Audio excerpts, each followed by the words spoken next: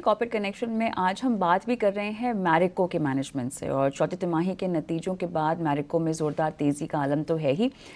Support आखिर तेज़ी को कहां से मिल रहा है, ग्रामीण मांग बढ़ने का कंपनी को कितना आखिर बूस्ट मिला है, आगे ये चलन कितना बरकरार दिखाई दे रहा है, वॉल्यूम ग्रोथ को लेकर क्या आउटलुक है, तमाम मुद्दों पर हम चर्चा करेंगे कंपनी के मैनेजमेंट के साथ। और मैरिको के CFO पवन अग्रवाल, उनसे बातचीत होगी, लेकिन उससे पहले मैरिको के एक सफ़र पर डाल लेते हैं नज़र।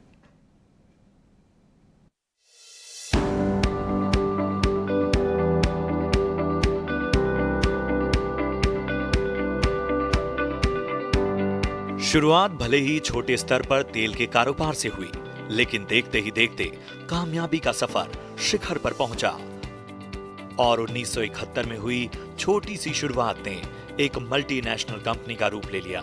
हम बात कर रहे हैं मैरिको की, जिसका कारोबार भारत समेत 25 देशों में है।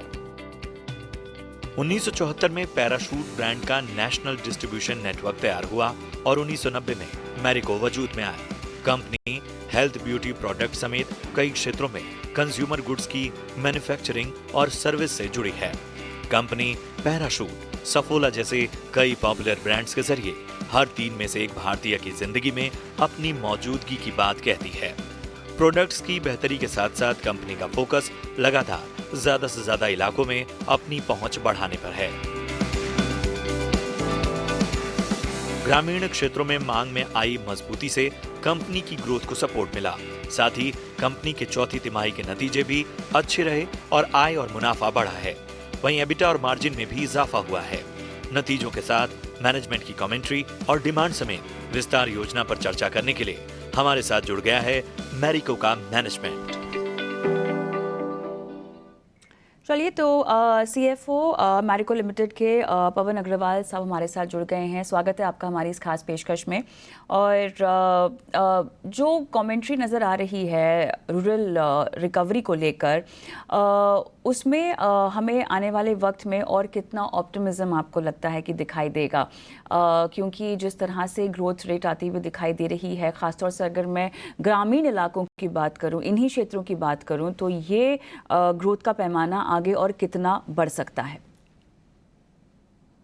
No, first of all, thanks for inviting me on the show. It's a pleasure to talk to you guys. जहाँ तक रूरल डिमांड का सवाल है, हमने वहाँ पे एक इम्प्रूविंग ट्रैजेक्टरी देखी है।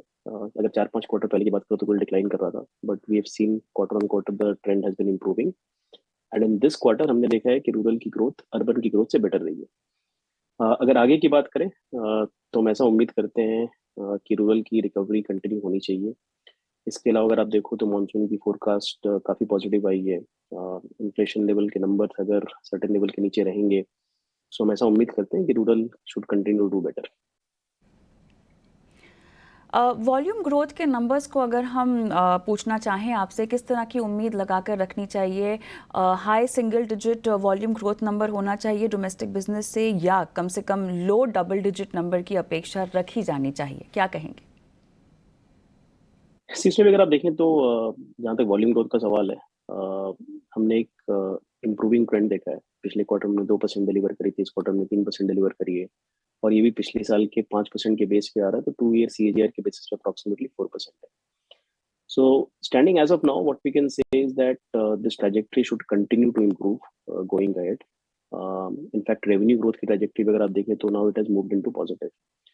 और हमने जो भी प्राइस करेक्शंस लिए थे because of deflation in commodities, all those are coming into base and in 1 और 2 कमोडिटीज हम क्या देख रहे हैं, थोड़ी प्राइस इंक्रीज भी हो रही है। So definitely going ahead what we are saying is की revenue growth in FY25 should move into double digit trajectory और वॉल्यूम ग्रोथ भी करंट ट्रैजेक्टरी के कंपैरिजन में डेफिनेटली इंप्रूव होगा। So we definitely feel that FY25 is going to be a much better picture as compared to FY24 in all the parameters. आने वाले कुछ तिमाहियों में कीमतों में बढ़ोतरी को लेकर आपकी कोई योजना प्राइस इरोजन से बचने के लिए? So अगर मैं की कमोडिटीज की बात करूं तो जैसे उसमें एक कोपरा होता है। सो कोपरा में हमने काफी डिफ्लेशन देखा था लास्ट ईयर और उसके रिस्पांस में हमने प्राइस डिक्रीज किया था। देयरफॉर अगर आप पूरे साल में देखोगे तो हमारी वॉल्यूम ग्रोथ के मुकाबले रेवेन्यू ग्रोथ थोड़ी पीछे रही बिकॉज हमने प्राइस कट्स लिया था। बट अगर पिछले मैं 1 महीने की बात करूं तो हमने कोपरा में कुछ तेजी देखी है। approximately more than 10%. The prices have gone up, and therefore, as a response, in Parachute coconut oil, we have taken 10% price increase and 6% price increase हमने ले ली, और हो सकता है कि आगे भी और लेना पड़े. तो इसीलिए मैं कह रहा हूँ कि now the value growth or the revenue growth will be ahead of volume growth going ahead. बाकी पोर्टफोलियो में ऐसी कोई इन्फ्लेशन आज के दिन पे हमको ऐसा नहीं लगता है कोई इन्फ्लेशन होगा, but again it all is a function of कि जियोपॉलिटिकल अनसर्टेनिटी कैसे प्ले आउट होती है, उसका क्रूड पे क्या इम्पैक्ट होता है, क्रूड के डेरिवेटिव्स पे क्या इम्पैक्ट होता है. So there are multiple factors at play, and therefore it is very difficult to sort of pinpoint the inflation कितना होगा. But as and when it happens, we will take certain pricing action. But हमारा endeavor हमेशा ये रहता है कि हम consumer advantage pricing रखें, जो कि कंज्यूमर की कंजम्पशन और कंजम्पशन सेंटिमेंट को बरकरार रखें. पूरे पोर्टफोलियो की अगर हम बात करें तो उसमें लगभग 75% मार्केट शेयर को गेन करता हुआ दिखाई दे रहा है, जो पिछले वित्त वर्ष की आखिरी तिमाही के मुकाबले थोड़ा सा कम है. क्या कहेंगे आप, कौन कौन से ऐसे सेगमेंट्स या ब्रांड्स हैं जहां पर मार्केट शेयर खोता हुआ आपने देखा है एमएटी बेसिस पर, और इसको बढ़ाने के लिए या रोकने के लिए आपकी योजना क्या होगी? तो पहले तो मैं बताना चाहूंगा कि हम जिन जिन कैटेगरीज में प्ले करते हैं उनमें हमारी बहुत स्ट्रॉन्ग डोमिनेंस है. So in 90% of the portfolio we are number one from a category standpoint. For example, अगर पैराशूट कोकोनट ऑयल की बात करूँ तो कोकोनट ऑयल में हमारा 60% प्लस शेयर है. अगर वैल्यू एड हेयर ऑयल की बात करें तो वहाँ भी हम लीडर हैं with 37-38% share. Similarly Saffola edible oil, masala oat, सब में हम बहुत ही अनडिस्प्यूटेड लीडर है. Now, in 75% of such portfolio, either we have gained or sustained the market share. Yes, in the balance 25%, there has been some marginal loss. For example, अगर value add hair oil की बात करूँ तो वहाँ पे bottom of pyramid segment में जहाँ पे काफी हाइपर कॉम्पिटिटिव इंटेंसिटी है, वहाँ पे हमने थोड़ा मार्केट शेयर लूज किया है. बट अगर वैल्यू एड हेयर ऑयल में भी अगर मैं बॉटम ऑफ पिरामिड सेगमेंट को हटा दूँ तो मिड और प्रीमियम सेगमेंट में हमने मार्केट शेयर गेन किया है. So apart from a very small pocket, we do not have any concern, and we have plans in place to tackle the competition and the environment out there, and we are very confident that we should be able to reverse the trajectory going ahead. अच्छा, food और premium personal care जो है ये लगभग 20% का contribution करते हैं domestic revenue में. क्या इसको आप स्केल अप करना चाहेंगे? So ये कंपनी का एक बहुत बड़ा थ्रस्ट था कि हम अपने पोर्टफोलियो को किस तरह डाइवर्सिफाई करें. तो फूड्स, प्रीमियम पर्सनल केयर और डिजिटल बिजनेस, इसका कंट्रीब्यूशन लगभग 10 या 11% था 2 साल पहले FY22 में, जहां हमने एक बहुत ही एस्पिरेशनल टारगेट लिया कि हम इसको सिग्निफिकेंटली इंप्रूव करेंगे और सिग्निफिकेंटली ग्रो करेंगे.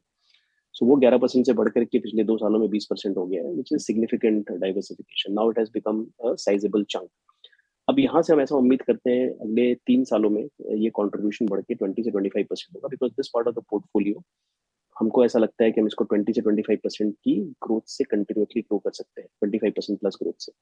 सो अगर ऐसा हम कर पाएंगे तो हमें ऐसा लगता है कि नेक्स्ट 3 साल के भीतर ये कंट्रीब्यूशन अप्रोक्सीमेटली 25% हो जाएगा. और अगर मैं उसके आगे की बात करूँ तो हम ऐसा टारगेट लेंगे कि in the subsequent 3 years can be make it to 30%.